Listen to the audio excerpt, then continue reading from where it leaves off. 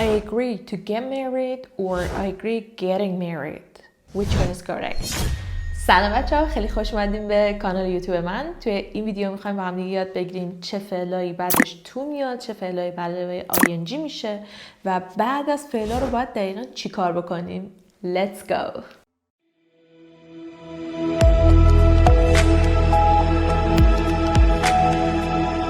خب ما با هم دیگه میخوایم درس 16 از کتاب گرامر فور ایلتس رو یاد بگیریم. توی درس قبلی در مورد ریپورتد سپیچ ها یا نقل قولا صحبت کردیم و من لینکش رو میذارم اینجا که درس قبلی رو اگر ندیدید بتونید ببینید. خب بریم صفحه 134 کتاب گرامر فور ایلتس و میخوایم با هم دیگه یاد بگیریم چه فعلهایی رو بعدش تو بیاریم، چه فعلهایی بعدش ing بیاریم و دقیقاً با فعلا باید چیکار کنیم تو انگلیسی. اوکی let's go. خب یه سری فعلا هستن که ما نیاز به آبجکت یا مفعول براشون نداریم. یعنی چی؟ یعنی که نیاز نداره بگیم که مثلا من ادوایس دادم به فلانی، در نتیجه ادجکتیو مفعول نیاز نداره که بگید چه چیزی را یا چه کسی را، که اینا دسته اول قرار میگیرن. میگه کلماتی که توی این باکس قرار میگیرن. این درس یکم بچه حفظی و آسون هم هست. شما سعی میتونید واسه خودتون هی جمله سازی کنید که این فعلا رو یادتون باشه و یادتون بمونه و دیگه اشتباهات گرامری اینجا ing بزنم یا تو رو دیگه نداشته باشه. خب باکس اول نمبر 1 میگه این فعلا رو directly followed by the to infinitive and do not need an object. یعنی اینکه اینا مفعول نمیخوام و directly to infinitive استفاده کنم. مثلا agree یعنی موافقت کردن، aim یعنی هدف گذاری کردن. مثلا I agreed to be here. We agreed to do something. بعد aim یعنی هدف گذاری کردن، همونجوری گفتم I aim to get higher score. appear it appears to be late انگار که دیر شده. arrange I arrange everything to be ready to pack یعنی که arrange کردم یعنی همه چی رو prepare کردم که پک کنم. attempt یعنی I try I attempt to be on time. بعدی be able to ما be able to رو به همه زبان ها میتونیم استفاده کنیم. داداش کنه. مثلا I was able to we were able to I am able to I will be able to I'm going to be able to و چیزای دیگه. حالا بعد از able to فعل با تو میاد. مثلا I'm able to do it I'm able to talk to her میتونم باش حرف بزنم. be likely این خیلی مهمه توی رایتینگ. زمانی که ما داریم تاپیک سنتنس رو مینویسیم بقیه جمله های پاراگرافمون رو بهش میگیم ساپورتینگ سنتنس یا باید ساپورت کنیم با ایده های خودمون با مثالایی که میزنیم. این be likely to یا less likely یا more likely این خیلی میتونه بهمون کمک کنه. یعنی اینکه ما 100% حرف نمیزنیم و اوور جنرالایز نمی کنیم که خیلی مسئله مهمه توی رایتینگ. از be likely to اونجا خیلی میتونیم استفاده کنیم، هم تو پارت 3 speaking IELTS و هم توی رایتینگ تسک 2. it is likely to rain یعنی انگار probable to rain. claim یعنی ادعا داشتن. decide که میدونید deserve لیاقت داشتن. you deserve to be the first person مثلا in the game.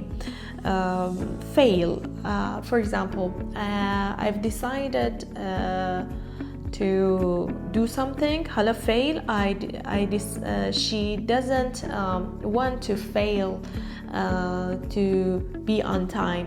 یا مثلا you failed to do something یعنی که نتونستیم کار انجام بدیم. منظور failed test رو قبلا ما شنیدیم یعنی که تو امتحان رد شدن.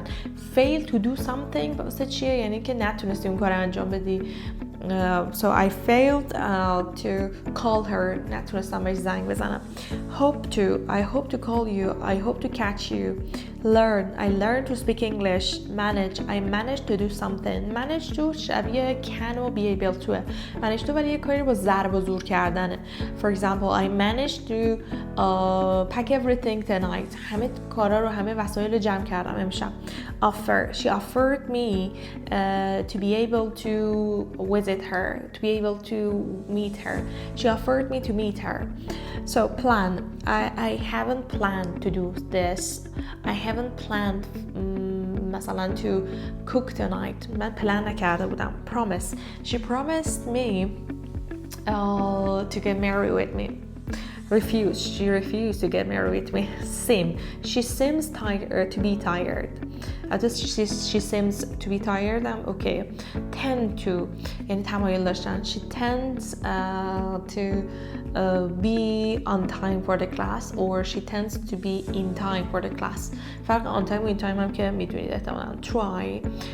I try to be happier. I try to be nicer. این از این. حالا بریم باکس بعدی. میگه این باکسمون افعالی هستن که مفعول میگیرن. حالا چرا؟ ببین وقتی تو ادوایز میدی به یه نفر، یعنی که بهش پیشنهاد بدی، توصیه میکنی، یه نفری وجود داره، تو هستی به عنوان سابجکت یا فاعل و یه نفر دیگه، به چه کسی و به چه چیزی ادوایز رو میدی، چه میشه مفعول داستان. advise, she advises me to do something. She advises me میشه object. میگه اینا object واسهشون میاد به علاوه تو. allows. My mom allows me یا گذشته my mom allowed me to participate in this class. encourage. فرق encourage و persuade هم که احتمالا میدونید. persuade چیز منفیه، یعنی مثلا وسوسه کردن. encourage چیز مثبته. she encourages me to be motivated. she encourages me to not to give up. encourages me to do something. forces یعنی پوش کرد منو، فورس کرد یعنی اینقدر اصرار شدیدی کرد منو تحت فشار قرار داد. she forces me to pay. she gets me to do something که این حالت سببی داره، یعنی باعث شد که she gets me to try more. she gets me to try more. بعدی persuade. remind. she remind me to call her. she teaches me to drive. tell me to do something. warn me یعنی آگاهی دادن. این از این. بعدی باکس بعدی میگه چی؟ میگه میتونی object بیاری، میتونی نیاری، یعنی بستگی جملت داره. ask. she asks me to go out with her. ask someone to do something. یا ask she asked a question.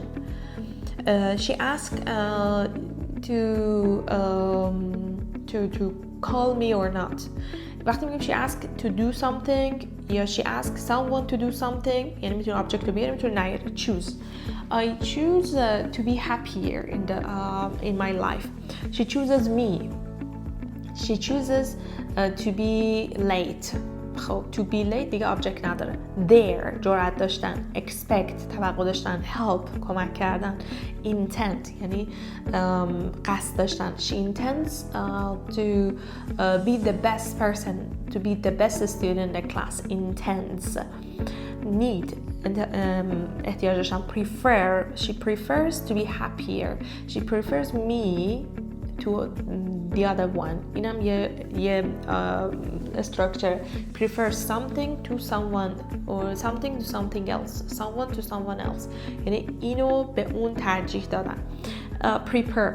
I prepared myself to study more. I prepared myself for that. want که زیاد استفاده کردیم دیگه. خب بریم پارت 2. خب توی این فعل ها ما بعدش preposition داریم. ما هر جا تو انگلیسی که preposition یا حرف اضافه داریم بعدش فعل به علاوه ing میاد، یعنی بعد یا noun بیاد یا وربی که داره میاد و به علاوه ing کنیم که مصدر بشه. ما تو انگلیسی دو نوع مصدر میسازیم، یا ing بهش میدیم یا تو قبلش میذاریم. حالا avoid یعنی جلوگیری کردن. approve of یعنی تایید کردن. can't help. I can't help بعدش verb علاوه ing میاد. can't stand یعنی نمیتونم تحمل کنم. I can't stand her or I can't stand driving یعنی نمیتونم تحمل کنم رانندگی کنم. carry on یعنی continue یعنی ادامه دادن. she carries on driving. she carries on talking. consider. could you consider مثلا calling me sooner. میتونی شرایط من در نظر بگیری یا میتونی به من زودتر زنگ بزنی. can you consider my suggestions or can you consider talking to me sooner. deny یعنی refuse, reject. she denies calling me. she denies talking to me. she denies having any relationships with me. don't mind.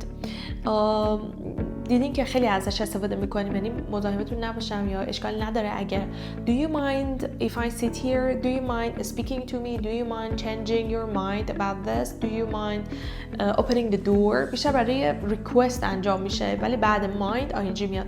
مثلا میشه در پنجره وا کنید do you mind opening the window. enjoy بعدش verb plus ing بیاد. feel like انگار که هوس یه چیزی کردم. I feel like speaking to her. I feel like یعنی هوس کردم یا دوست دارم باش حرف بزنم. I feel like going out. I feel like hanging out. I feel like eating a pizza. finish. I finished doing my homework. یعنی یه تسک رو تموم کردن. give up یعنی stop doing something. imagine تصور کردن. include شامل شدن. insist on پافشاری کردن. involve یعنی include yourself in something. keep نگه داشتن، ادامه دادن. mention یعنی tell. mind که صحبت کردن در موردش. practice با s وربه با c noun. put off یعنی عقب انداختن. recommend یعنی suggest. resist مقاومت کردن. suggest میدونی think of و think about جفتش verb علاوه ing میاد بعدش. یه تفاوتی think of و think about هم داره. so این از این. حالا بریم مثالش. I prefer dealing with the customers but I don't mind cleaning out the animals and feeding them. We've practiced handling the animals. so همه اینا داره بعدش verb plus ing استفاده میکنه. خب این که از این. نوشته when a verb is followed by a preposition except two then the following verb is always with ing form. I was thinking about doing another course. حالا think about و think of چه فرقی داره؟ think of بیشتر بعدش آدم استفاده میکنیم. what do you think of her؟ در مورد اون دختر چجوری فکر میکنی؟ اگر about استفاده کنیم در مورد یه subjecti میخوایم حرف بزنیم. مثلا what do you think about doing another course in another country. so بریم صفحه 135. خب صفحه 135 کتاب میاد میگه افعالی که هم میتونیم بعدش تو بیاریم هم میتونیم آینجی بیاریم، هیچ مشکلی نداره. so که اینا تعدادشون هم کم، خیلی زیاد نیست اونایی که هم تو، یعنی البته میشه ها، یعنی اینجا توی کتاب منظورمه. some words are followed by either یعنی چه این چه اون to infinitive or ing form with little difference in meaning. یه تفاوتایی داره که حالا اینجا خیلی جذاب، قسمت جذاب داستان اینجاست. میگه فعل attempt یعنی try, begin یعنی start, bother یعنی اذیت کردن, continue ادامه دادن, hate, like, love, prefer و start هم میتونن بعدشون تو بیاد هم میتونه ing بیاد. اونایی که مربوط عشق و عاشقی و ایناست هم میتونه بعدشون تو بیاد هم میتونه ing بیاد. For example, I've started working at a pet shop. I've started. I like feeding the animals. I like to feed the animals. این جفتش درسته که اینا دیگه چیز مهمی نیست. میگه حواست باشه، درسته میگیم like و love و نمیدونم prefer و اینا هم میتونه با تو بیاد هم با ing بیاد، اوکی. ولی وقتی میگیم would love, would prefer, would like بعدش باید ساده بیاد. حواست باشه اون دیگه گرامر ووده. would وقتی میاد بعدش باید ساده بیاد. I would like to study English دیگه بعد would که ساده میاد بعد از would like بعدش تو میاد به علاوه verb دیگه ing ما نمیاریم. حواست باشه به این. مثلا I'd really like to work or I'd prefer to stop studying. این به خاطر استاپه که بعدش ing اومده، بعد would like to plus verb میاد. خب بریم پایین که من این جدول رو خیلی دوست دارم. میخوام ببینیم که چجوری معنی فعلا متفاوت میشه وقتی که ما ing بهش میدیم یا بعدش تو استفاده میکنیم. اولی go on هست یعنی ادامه دادن. مثلا میگه که after university she went on to get a job as a vet. میگه بعد از اینکه دانشگاهش تموم شد شروع کرد یه کاری رو شروع کرد، رفتش دنبال یه کاری پیدا کرد. She finished university and then she got a job as a vet. این از این. دومی که ing میگیره چجوریه؟ An action is repeated or continued. She went on talking even though the film had started. Means she continued talking. زمانی که ما go on رو استفاده کردیم و بعدش to استفاده کردیم went on to get a job یعنی که یه وقفه افتاده. ولی اگر که ما بگیم go on doing something یعنی بعدش ing استفاده کنیم یعنی هیچ وقفه ای نیفتاده. این است. بریم بعدی remember که من این خیلی دوست دارم، همیشه به بچه‌ها سر کلاس درسش میدم. میگم you remember before you do the action, you remember after doing the action. این یعنی چی؟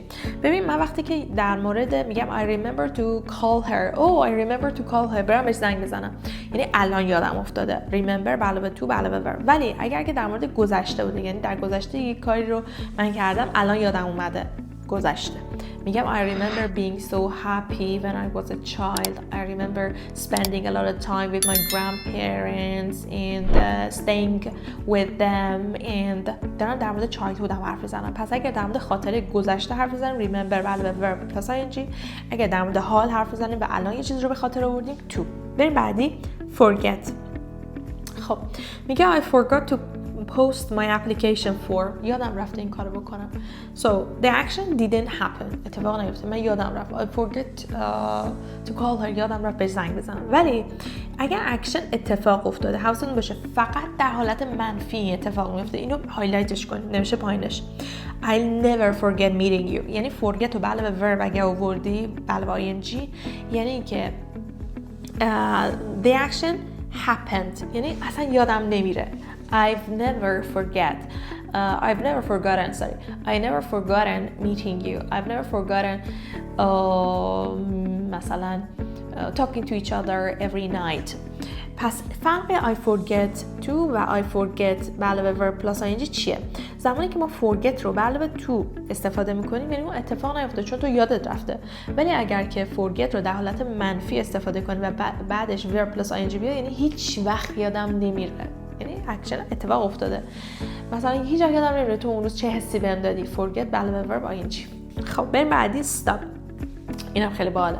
وقتی من میگم که I stop to smoke یعنی من وایسادم، متوقف شدم و سیگار کشیدم. ولی وقتی میگم I stop smoking یعنی stop رو به علاوه verb plus ing میارم یعنی اینکه دیگه سیگار نمیکشم، تمام شد رفت. بریم بعدی try. زمانی که ما میگیم I try to study more یعنی تو وقتی بعدش میاریم یعنی که من تلاش کردم که چیز بخونم، درس بخونم. ولی I tried studying یعنی اینم امتحان کردم، تست کردم. try به علاوه verb plus ing یعنی تست کردن یه چیزی، امتحان کردن. try to do something یعنی تلاش کردم. خب بریم بعدی need. I need to do something یعنی احتیاج دارم. ولی یه چیز جدیدی که اینجا داره بله پسیوه. مثلا لباسم شستشو میخواد، لباسم اتو میخواد. حالت پسیوه که با need ما میاریم. مثلا my jeans need mending، رفو میخواد. my car needs washing. کار که آبجکت دیگه، پس همین چه حالت پسیو داره. فاعل ما نداریم، فاعلش اون سرویسیه که میگیریم. نیدو به علاوه ing وقتی میاریم، وقتی فاعلمون غیر انسان باشه یا یه سرویس رو نیاز داشته باشیم روش انجام بشه میتونیم از این استفاده کنیم. این از این. خب همینجا ویدیو رو پاس کنید، یه جمله بنویسیم که یه عادتی رو تموم کردین، stop به علاوه verb ing و توقف کردید یه کاری انجام بدید، stop to do something. برام بنویسین. خب میریم صفحه 136 کتاب verb object infinitive without to. اینکه اینا چی هن؟ اینا تو به علاوه اونا نمیاد و اینا object هم دارن، یعنی اینا مفعول دارن. حالا اینا چی هن؟ feel, hear, help, let, make, notice, see و watch. make and let are always followed by an object plus infinitive without to. این یعنی چی؟ یعنی فعل بعدش اینا بدون تو میاد و ing هم نمیگیره. واو. یعنی چی؟ مثلا ببین، مثلا میخوای بگی که مامان من باعث شد من انگلیسی بخونم. My mom made me study English. My mom let me study English. My mom let me go out. let, make و همه اینا object و بعد فعل ساده. نه تو میخواد نه اینج میخواد، هیچی نمیخواد. لخت همین رو میاریم. مثلا مامانم باعث شد که، حالا چه همش مامانم، مثلا پارتنرم باعث شد که من مثلا برم بیشتر مسافرت کنم. My partner made me travel more, visit different places. So بریم بعدی. When make is used in passive, we use the to infinitive. میگه وقتی دیدین این کالاهایی که می‌خریدیم، مثلا میگه made in China اینا, it is made in China بود دیگه. It is made مثلا to make you happier. It is made حالت پسیوه، یعنی ساخته شده که مثلا اونجا میگفت ساخته شده در ژاپن. It is made in China, in Japan. خب حالا میگه I was made to handle all kinds of animals. من ساخته شدم که هندل کنم همه چیزو. میگه فقط در حالتی که پسیو هست make to میگیره. میگه هیچ. So help can be followed by infinitive with or without to. میگه help هم یکم استثناء داره. The course help me understand. میگه help me understand درسته، help me to understand هم درسته. میگه این استثناء. خب بریم پایین. یه چیز جالب اینجا هست. هملت شکسپیر میگه to be or not to be. چرا نمیگه be or don't be؟ چرا؟ ما وقتی که مصدر رو منفی میکنیم، مصدر تو انگلیسی یا verb plus ing یا to plus verb، بعد not بهش اضافه کنیم، یعنی not to be or not to be، being or not being. درست شد؟ پس تنچه این دوتا با هم دیگه متفاوته. من اگه بگم I don't choose to get married یا بگم I choose not to get married چه فرق داره؟ وقتی میگم I don't choose to get married یعنی من انتخاب نکردم ازدواج کردن رو، ولی وقتی میگم I choose یعنی انتخاب کردم not to get married یعنی ازدواج نکنم، این دوتا کاملا با هم متفاوته. وقتی میگم I choose not to get married یعنی من انتخاب کردم ازدواج نکنم، یعنی دست خودمه. ولی وقتی میگم I don't یا I didn't choose to get married یعنی من انتخاب نکردم که ازدواج کنم، یکی دیگه برام تصمیم گرفت. اینجا که یه نفر دیگه برام تصمیم گرفت، خب دارم I و choose رو منفی میکنم، ولی اون طرف ازدواج نکردن رو خودم انتخاب کردم. ازاده متفاوته با هم دیگه، علت خیلی. بریم I chose not to study at this college. من انتخاب کردم درس نخونم. اوکی. I enjoy not working late. من عاشق اینم که دیر کار نکنم، تایمای دیر کار نکنم. اینا جفتش نگاتیو مصدره. خب یه دونه مثال بنویسید بچه‌ها، مصدر رو منفی کنید توی کامنت ها و برید صفحه 137 138 و 139 رو حل کنید و همین. اگر سوالی چیز داشتید اجازه هم کامنت کنید. مرسی که ویدیو رو لایک میکنید، کانال رو سابسکرایب میکنید و کامنت های شما به من انرژی میده که ادامه بدم و این کتاب با هم دیگه بخونیم و تموم کنیم. مرسی که این ویدیو با هم بودین. Goodbye, have a nice time. زودی میبینمتون. بای.